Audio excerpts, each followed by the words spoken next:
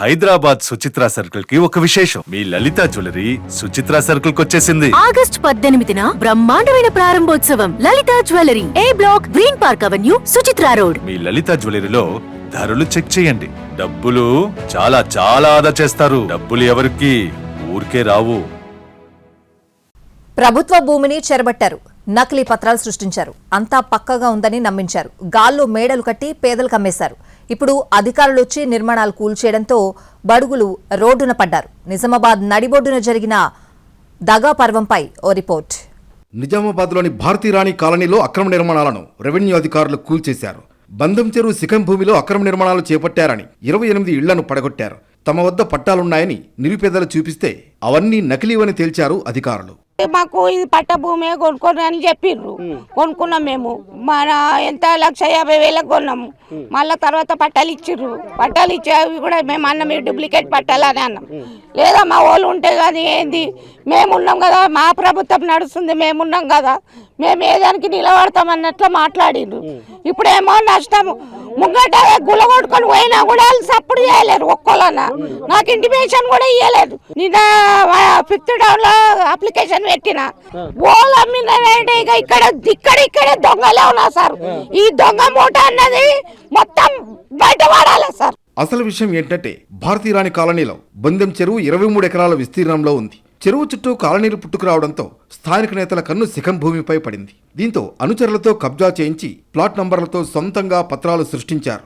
వాటిని అమాయక పేదలకు అమ్మేశారు. ఒక్కో ప్లాట్ 60,000 నుంచి 2 లక్షల వరకు విక్రయించారు. వీటిని కొన్న వారిలో 90% మంది నిరుపేదలే. ఇక్కడ ఇళ్లు నిర్మించుకుని సంవత్సరం నుంచి నివాసం ఉంటున్నారు. అయితే ఇన్నాళ్లు నోరెత్తని అధికారులు ఇప్పుడు వచ్చి ఆక్రమించేశారంటూ ఇళ్లను కూల్చేశారు. దీంతో చాలా కుటుంబాలు వీధిన పడ్డాయి. మొత్తము కమలక్క అమ్మింది, డబ్బులు నెట్టిచ్చిన, పట్ట చేసి ఇచ్చింది, అంత చేసింది. ఇప్పుడు ఏమో పైసలు ఇచ్చిన మొత్తం తీసుకున్నారు, పక్క మీద పడ్డారు. కరెంట్ ఉన్నది నీ పార్కి లాస్ట్ అన్నారు. ఇప్పుడు నా దగ్గర కూడా కొట్టేసారు. నీకు ఇన్ఫర్మేషన్ ఇవ్వలే, ఏం చెప్పలే. 5 గంటలకు వచ్చారు సార్, బుల్డోజర్ పెట్టేసారు. ఏం తీయాలా మేము? పిల్లలకు తీసుకొని ఎడిపోవాలా? నాకు ఆడపిల్లలు ఉన్నారు 2. 2 లక్షలకు తీసుకున్నా, 2 లక్షలు నెట్ ఇచ్చిన వాళ్ళకు. ఇది మంచిగానే ఫ్లాట్లు ఉన్నదని మాకు ఇచ్చిర్రు. శేఖర్ అన్న ఇచ్చిండు, మొహమ్మద్ ఇచ్చిండు, నరేష్ ఇచ్చిండు. నాకైతే 2,55,000 ఇచ్చిర్రు. నాకు కట్టుకోమన్నారు, నేను కట్టుకున్నాను. ఏమో ఇప్పేసిర్రు. రాత్రి వచ్చిర్రు, పోలీసులు చెప్పలేరు. పొద్దుగాల వచ్చినాక 5 గంటగానే మొత్తం ఒలగొట్టేసారు. ఎవరైతే దీన్ని అక్రమంగా అమ్మి సంపాదించుకున్నటువంటి వాళ్ళ మీద ముందు కఠినంగా చర్యలు తీసుకోవాలా.